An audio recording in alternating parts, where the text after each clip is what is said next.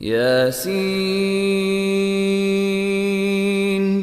والقرآن الحکیم۔ اب تیسرے حصے کا مطالعہ مکمل کر چکے ہیں، تو اب اس تیسرے حصے کی تقسیم کو بھی میں ذرا آپ کے سامنے پیش کر دوں۔ اس میں پہلی بات جو ہم نے سیکھی وَآیَةٌ لَهُمْ الْأَرْضُ الْمَيْتَةُ أَحْيَيْنَاهَا وَأَخْرَجْنَا مِنْهَا حَبًّا فَمِنْهُ يَأْكُلُونَ۔ ان کے لیے واضح آیت کیا ہے کہ مردار زمین ہوتی ہے جس کو ہم دوبارہ زندہ کر دیتے ہیں، جس میں سے پودا نکلتا ہے اور اس کو وہ کھاتے ہیں۔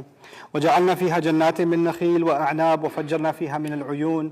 پھر باغوں کی بات کی گئی ہے، اس کے بعد پھلوں کو کھاؤ، تم نے اپنے ہاتھ سے تھوڑی بنائے، وَمَا عَمِلَتْهُ أَيْدِيهِمْ، انہوں نے اپنے ہاتھ سے تو یہ پھل نہیں بنائے، تو شکر کیوں نہیں کرتے؟ سبحان الذی خلق الازواج کلها مما تنبت الارض ومما انفسهم ومما لا يعلمون۔ اور کتنی عظیم وہ ذات ہے، کتنی کمال والی وہ ذات ہے جس نے ہر چیز کے جوڑے بنائے ہوئے ہیں، ہر طرح کی چیزوں کے جوڑے بنائے ہیں اور تم میں سے بھی جوڑے بنائے ہیں۔ اس کا خلاصے میں تین باتیں کر دوں کہ ان آیات کے مجموعے میں تین نمایاں باتیں کی گئی ہیں۔ پہلی بات یہ ہے کہ مردہ زمین کو دوبارہ زندہ کیا جاتا ہے۔ دوسری بات یہ ہے کہ اللہ تعالیٰ نے ہمیں ہر طرح کا رزق کھلایا ہے، اور یہ بھی کہا ہے لِيَأْكُلُوا مِن ثَمَرِهِ وَمَا عَمِلَتْهُ أَيْدِيهِمْ۔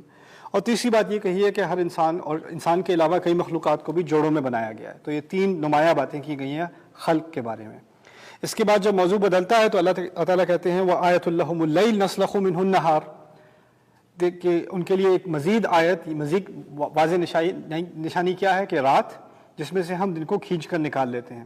فَإِذَا هُمْ مُظْلِمُونَ۔ اس کے بعد فوراً جب دن کی بات آئی تو سورج کی بات آ گئی، وَالشَّمْسُ تَجْرِي لِمُسْتَقَرٍّ لَهَا ذَلِكَ تَقْدِيرُ الْعَزِيزِ الْعَلِيمِ وَالْقَمَرَ قَدَّرْنَاهُ مَنَازِلَ حَتَّى عَادَ كَالْعُرْجُونِ الْقَدِيمِ۔ ان دو آیات میں دو باتیں کی گئی ہیں، سورج کا اپنا ایک واضح سفر ہے اور اس کی ایک مقدار اللہ تعالیٰ نے طے کی ہوئی ہے کہ کتنا کہاں تک پہنچے گا، کب پہنچے گا، اس کا اپنا ایک سفر ہے، اور ساتھ ہی چاند کی منزلوں کا ذکر ہے قَدَّرْنَاهُ مَنَازِلَ حَتَّى عَادَ كَالْعُرْجُونِ الْقَدِيمِ۔ اس کے بعد پھر دوبارہ سورج اور چاند کا ذکر ہے، کہا ہے لَلشَّمْسُ يَنبَغِي لَهَا أَن تُدْرِكَ الْقَمَرَ۔ سورج کے لیے مناسب نہیں ہے کہ وہ چاند تک پہنچ جائے، چاند کو جا کر آ پکڑے۔ وَلَلَّيْلُ سَابِقُ النَّهَارِ، اور پھر کہا ہے کہ رات دن سے پہلے نہیں آ سکتا۔ وَكُلٌّ فِي فَلَكٍ يَسْبَحُونَ، ہر اپنے اپنے گردے میں اپنے دائرے میں چل رہے ہیں۔ پھر اولاد کی بات کی تھی، اگر آپ کو یاد ہو وَآیَةٌ لَهُمْ أَنَّا حَمَلْنَا ذُرِّيَّتَهُمْ فِي الْفُلْكِ الْمَشْحُونِ۔ ان کے لیے مزید آیت کیا ہے کہ ان کی اولاد کو ہم کشتیوں پر چڑھا دیتے ہیں، بھر دیتے ہیں کشتیوں کو۔ وَتَرَكْنَا لَهُمْ بِمِثْلِهِ مَا يَرْكَبُونَ۔ اور کشتی کے بارے میں اور دوسری سواری کے بارے میں اہم بات سمجھنے کی ہے، لوگ سفر کیوں کرتے ہیں؟ رزق کے لیے۔ کوئی کشتی پر چڑھ رہا ہے، کوئی صحرا میں یعنی اونٹ پر سواری کر رہا ہے، تجارت کے لیے کر رہا ہے، رزق کے لیے کر رہا ہے، تو اسی لیے میں نے لکھا ہے یہاں پر رزق کا اہتمام۔ لیکن رزق کے اہتمام میں اس اہتمام میں رزق بھی ہے، رزق میں رزق بھی ہے۔ کیا مطلب ہے؟ کہ رستے میں آپ مر سکتے ہیں، کشتی ڈوب سکتی ہے، آپ پر حملہ ہو سکتا ہے، تو کیا کہا ہوا إِن نَشَأْ نُغْرِقْهُمْ فَلَا صَرِيخَ لَهُمْ وَلَا هُمْ يُنصَرُونَ وَلَا هُمْ يُنقِذُونَ إِلَّا رَحْمَةً مِنَّا وَمَتَاعًا إِلَىٰ حِينٍ۔ کہ آپ جب کشتی میں سفر کرتے ہیں تو آپ دوسری منزل تک پہنچ جاتے ہیں، اگر ہم چاہتے تو آپ کو ڈبو دیتے، کوئی سننے والا بھی نہ ہوتا، کوئی بچانے والا نہ ہوتا، یہ تو صرف ہماری رحمت ہے کہ آپ آخر تک پہنچ جاتے ہیں۔ تو یہاں میں نے لکھا ہے موت سے بچانا سفر کے دوران، اللہ تعالیٰ موت سے بچاتا ہے سفر کے دوران۔ یہ آخری تین ایلیمنٹ ہیں اس سیکشن کے۔ اس میں ایک تناسب کی بات میں آپ کے سامنے رکھ دوں۔ پہلی بات کی تھی کہ زمین مردہ ہوتی ہے، اس کو اللہ تعالیٰ زندہ کرتے ہیں، اور آخری بات یہ کہی ہے کہ تم زندہ ہوتے ہو، میں چاہوں تو تمہیں مردہ کر دوں، کیونکہ اب سفر میں ہوتے ہو تو زندہ رہتے ہو۔ کون زندہ رکھا ہے تمہیں؟ میں زندہ رکھ رہا ہوں۔ دوسری بات کہی تھی کہ اللہ تعالیٰ رزق کھلاتا ہے، ہر طرح کے پھل کھاؤ اور رزق کھاؤ، اور یہاں کہا ہے کیسے تمہارے لیے رزق کا اہتمام کیا ہے، سفر کے ذریعے تمہارے رزق کا اہتمام ہوتا ہے۔ تیسری بات کہی کہ انسان اور دوسری مخلوق کے کیا بنائے ہیں، جوڑے سے کیا بنتی ہے؟ اولاد۔ وہاں جوڑوں کا ذکر، یہاں اولاد کا ذکر، سبحان اللہ۔ پھر بات کی تھی کہ رات سے دن کو کھینچا جاتا ہے، اور پھر کہا رات دن سے آگے نہیں بڑھ سکتی، دوبارہ رات دن کا ذکر۔ درمیان میں سورج کے بارے میں کہا کہ سورج کا اپنا سفر ہے، چاند کی اپنی منزلیں ہیں، اور پھر کہہ دیا کہ سورج چاند تک نہیں پہنچ سکتا اور رات دن سے پہلے نہیں آ سکتی۔ تمام باتوں کی ایک سیمیٹری بنتی ہے، ایک کا تناسب دوسری سے، دوسری کا تیسری سے، تیسری کا چوتھی، اس طرح سے بات بنتی ہے پوری مکمل۔ یہ قرآن کے اعجاز میں سے ہے، قرآن کی ایک خاص ترتیب، ان آیات کی ترتیب۔ اسی لفظ کی بات میں دوبارہ آپ کے سامنے دہرا دوں، والقرآن الحکیم، قرآن حکمت سے بھرا ہوا، حکیم کے معنی بنی ہوئی چیز کو بھی کہتے ہیں، محکم کو، کہ آیات کا اس طرح کا جوڑ۔ اس کو اگر آپ لٹریچر کے حساب سے پڑھیں، میں نے ایک دفعہ اپنے ابھی یہ تو میری ریسنٹ اسٹڈیز ہیں، اس قسم کی ترتیب میں نے تقریباً 25 صورتوں کی ابھی تک مکمل کی ہے، this kind of analysis, right. لیکن جب میں نے ان میں سے کچھ چیزیں بھی کچھ لٹریچر پروفیسرز کے سامنے رکھی ہیں کہ یہ دیکھو یہ آرگنائزیشن کیسے ہے، تو وہ کہتے ہیں کہ دس از ویری کیئرفل آتھرشپ، یعنی اس کو ایڈٹ کرنا اور اس کی تنظیم کو اس طرح کرنا، اس کی ترتیب کو اس طرح مرتب کرنا، یہ بہت احتیاط سے اور بہت ریویژن کے ساتھ کیا گیا ہے.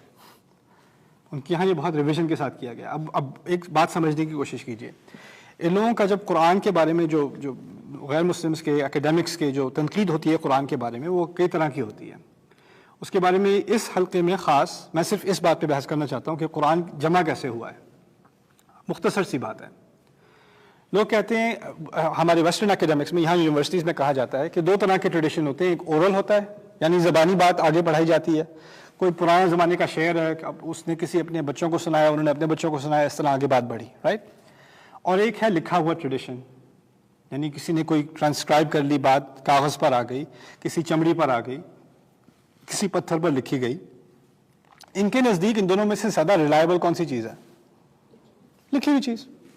کیونکہ سنی ہوئی چیز ہو سکتا ہے کسی کی میموری میں کوئی خلل آ جائے، اس کو آدھی بات یاد رہے، اس کو وہ پوری بات یاد نہ رہے.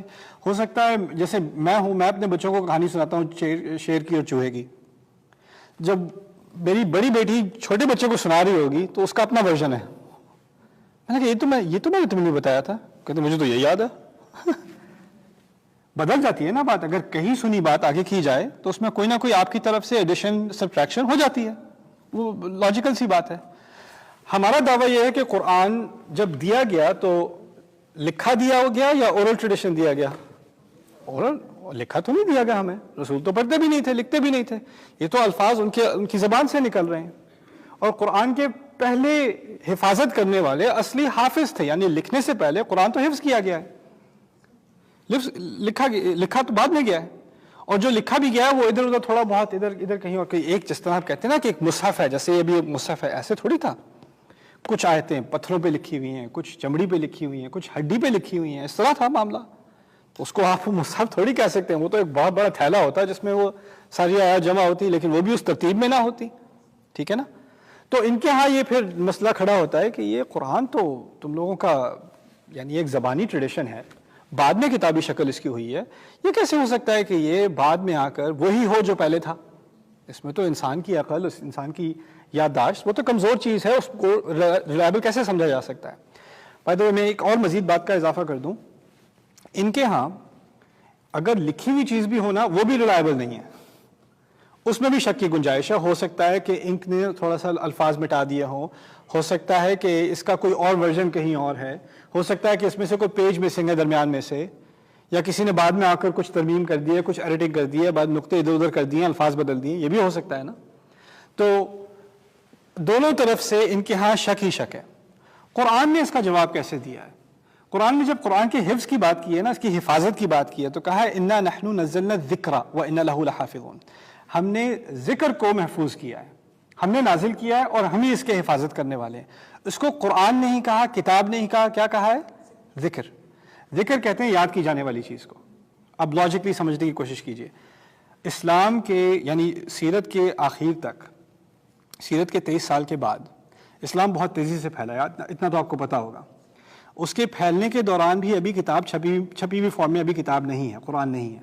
تو جب اسلام تیزی سے پھیل رہا ہے تو کتاب کی شکل میں پھیل رہا ہے یا صوتی شکل میں؟ صوتی شکل میں پھیل رہا ہے. اور اس وقت میس کمیونیکیشن بھی نہیں ہے. ایسا نہیں ہے کہ انٹرنیٹ ہے، ایسا نہیں ہے کہ ای میل کمیونیکیشن ہے، ایسا نہیں ہے کہ لوگ فون پر ہو سکتے ہیں ایک دوسرے کے ساتھ. ایسی کوئی بات نہیں ہے. نہ فیکسز ہے نہ کچھ اور ہے. تو لوگ اب ہزاروں میل کے فاصلے پر پھیل چکے ہیں اور یاد کیا ہوا قرآن اب مختلف کونوں میں دنیا کے جلدی جلدی پہنچ چکا ہے. اگر یہاں پر ایک قرآن چھپتا بھی ہے، اگر مدینے میں کوئی قرآن چھپتا بھی ہے، کوئی لکھا بھی جاتا ہے، اس کا اثر اب سوڈان پر نہیں پڑ سکتا. جو صحابی اب انڈیا تک پہنچ گئے ہیں، جو صحابی اب چائنا تک پہنچ گئے ہیں، ان پر اس کا اثر نہیں پڑ سکتا. سمجھ رہے ہیں بات؟ اب ان کا اپنا ایک ٹریڈیشن شروع ہو گیا ہے.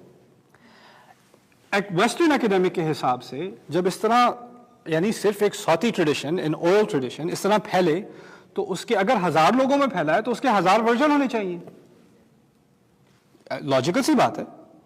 اور اگر وہ لوگ آگے مزید کریں گے تو اگر وہ 10 لوگوں کو سکھائیں گے تو اس کے تو 10 ورژن اور ہونے چاہیے. اور یہ نہیں کہ صرف ایک صورت آگے کر رہے ہیں, 114 صورتیں آگے مزید کی جا رہی ہیں, تو وہ تو اتنی ویریشنز ہو جائیں گی, اس میں اتنے متفرق خیالات ہوں گے کہ اس آیت کیسے پڑھی جاتی ہے, اس کا کیا مفہوم ہے, کون سی آیت پہلے ہے, کون سی بعد میں ہے, کون سی صورت پہلے ہے, کون سی بعد میں ہے. اس کے تو اتنے ورژن ہونے چاہیے کہ کچھ پتہ ہی نہیں چلے کہ اوریجنل تھی کیا چیز, کیونکہ اوریجنل کیا ہے, یاد کی ہوئی چیز, اوریجنل لکھی ہوئی چیز نہیں ہے. یاد کی ہوئی چیز تو ان کے نزدیک سب سے انریلائبل ہے. اور جیسے جیسے اگر 1 سال گزر گیا, 2 سال گزر گئے, 10 سال گزر گئے, کیا ان ورژنز میں یا ان کی جو آپس میں متفرق اختلافات ہیں, ان اختلافات میں کمی ہونی چاہیے یا زیادتی ہونی چاہیے؟ ایسی زیادتی ہونی چاہیے کہ بات وہاں تک پہنچ جائے کہ پتہ ہی نہ چلے کون کیا چیز تھی. اور اگر کہیں کسی ایک سلطنت میں کہیں کسی نے آفیشلی ایک مصحف بنا بھی دی تو کیا اس سے کیا اثر پڑتا ہے کہ دور کہیں کسی گاؤں میں نا وہ بات کیسے پہنچے گی؟ ان کا تو اپنا ٹریڈیشن چلتا رہے گا. اب اس بات کو 1400 سال سے زیادہ ہو چکے ہیں. اب مسلمان انڈیا میں ہیں, اب مسلمان بر صغیر میں ہیں, اب مسلمان افریقہ میں ہیں, یورپ میں ہیں, ہر جگہ دنیا کے ہر جگہ ہر کونے میں مسلمان ہیں. ابھی آپ بھی آج کسی حافظ قرآن بچے کو جس نے ابھی قرآن حفظ کیا آسٹریلیا میں, اور کسی اور بچے نے قرآن حفظ کیا لاہور میں کسی مدرسے میں, ان کو ساتھ بٹھا کے بقرہ پڑھوا لیں, کتنا فرق پڑے گا آپ کو؟ بالکل فرق نہیں ملے گا آپ کو, کوئی نہیں ملے گا. اچھا, بائی کمپیریسن جو لوگ یہ بات کرتے ہیں, یہ ایکیڈیمک بات کرتے ہیں, اگر اس ایکیڈیمک ریسرچر جس نے یہ پی ایچ ڈی پیپر لکھا ہے, میں اس کا پی ایچ ڈی پیپر گما دوں, نہ اس کی کوئی ڈیجیٹل فائل ہے, نہ کوئی فزیکل فائل ہے, کچھ بھی نہیں, سب میں نے اڑا دی, اس نے خود لکھی ہے وہ خود نہیں ریکور کر سکتا. اس نے خود لکھی ہے وہ نہیں کر سکتا ریکور. اگر میں آج جیسے ہمارے یہاں ارونگ میں ٹیکسس میں مسجد ہے, اگر ارونگ ٹیکسس میں تمام کتابیں, تمام انٹرنیٹ, تمام کمیونیکیشن سب ہٹا دی جائے, کچھ بھی نہیں بچا, کوئی کتاب نہیں بچی, کوئی کمپیوٹر نہیں بچا, کچھ نہیں بچا. اب کہا جا رہا ہے کہ بھئی ٹیکسس کی کانسٹیٹیوشن کو ریکور کرنا ہے اس ٹاؤن میں. اس میں کتنا ٹائم لگے گا؟ اور کوئی کہے قرآن کو ریکور کرنا ہے اس ٹاؤن میں, 24 گھنٹے کی بات ہے, قرآن واپس. بات کہنے کی یہ ہے کہ یہ ایک اورل ٹریڈیشن ہے. اورل ٹریڈیشن میں یعنی بات کہیں بھی بات میں, آپ سوچیں میں ابھی آپ سے 10-15 منٹ بات کر رہا ہوں, مجھے کیا یاد ہے میرا پہلا جملہ کیا تھا, دوسرا کیا تھا, تیسرا کیا تھا, مجھے یاد ہے. مجھے کوئی احساس ہے کہ میں 6-7 جملوں کے بعد پہلی بات کو آخری سے ملاؤں, دوسری کو سیکنڈ لاسٹ سے ملاؤں, تیسری کو تھرڈ لاسٹ سے ملاؤں. مجھے اس بات کا احساس ہو سکتا ہے, میرے دماغ کا کمپیوٹر اس طرح چل سکتا ہے کہ میں ان باتوں کو اس طرح منظم کروں. اس طرح منظم اگر میں لکھ بھی رہا ہوں نا, لکھنے کے بعد بھی مجھے بار بار مٹا کے دوبارہ ایڈٹ کر کے ری ارینج کر کے پھر ایسی تنظیم بنانی پڑے گی, ایسی ترتیب بنانی پڑے گی. قرآن نے نہ کبھی اس ترتیب کا دعویٰ کیا, نہ کبھی لوگوں سے کہا دیکھو اس کی ترتیب, اور اس ترتیب کو دیکھ کے مانو یہ خدا کا کلام ہے. یہ تو اب 1400 سال پہلے مجھ جیسا بے وقوف اس کو پڑھ رہا ہے اور دیکھ رہا ہے, کہہ رہا ہے اس میں تو کچھ ترتیب نظر آ رہی ہے, اور ایسی ترتیب جو میں نے کبھی کسی اور کتاب میں نہیں دیکھی. کتابوں میں ایک لینئر ترتیب ہوتی ہے نا, اے سے بعد بی کی طرف, بی سے سی کی طرف, سی سے ڈی کی طرف, اس طرح بات ہوتی ہے. یہاں ہو رہی ہے اے بی سی, سی بی اے, جس ترتیب سے بات شروع ہوئی اسی ترتیب سے بات ختم ہو رہی ہے. اسی طرح بات کو مکمل کیا جا رہا ہے. آپ کا کوئی اچھا ٹیچر ہوتا ہے نا, تو جب لیکچر شروع کرتا ہے تو آخر میں لیکچر کے ریویو کر دیتا ہے, بات مکمل کر دیتا ہے, رائٹ. اور اس کی صلاحیت صرف اتنی ہے کہ پہلی بات کو آخر میں دوبارہ دہرا دے. یہاں پہلی اور آخری کی بات نہیں ہو رہی, درمیان کی ساری بات بھی ہو رہی ہے. اس سے اچھا کانشیس یا سب کانشیس ریویو کیسے ہو سکتا ہے؟ سبحان اللہ. یہ قرآن کی ترتیب ہے, یہ قرآن کا اعجاز ہے. اور قرآن کے کئی پہلو ہیں اعجاز کے, اس کے اپنے معجزے کے. ان میں سے ایک پہلو یہ ہے. بارک اللہ لی ولکم فی القرآن الحکیم ونفعنی وإیاکم بالآیات